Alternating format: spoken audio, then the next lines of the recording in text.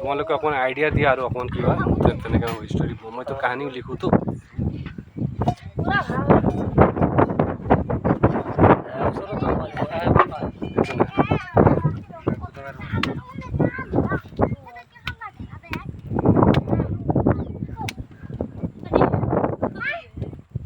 কিবা নাম চাম থৈছা নেকি? মোহন নাই আছে পাটুলি বেলেগটো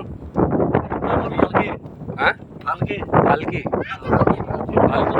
কি কাজলি গাখীৰ দিয়ে দিয়ে কিমান লিটাৰ দিয়ে? এতিয়া কেনেকৈ আছে লিটাৰ মানে গাখীৰ? 82 টকা ইয়াৰ পৰা। কিন্তু তাততো বহুত দাম আছে। 120 টকা না বহুত দাম আছে না তাততো।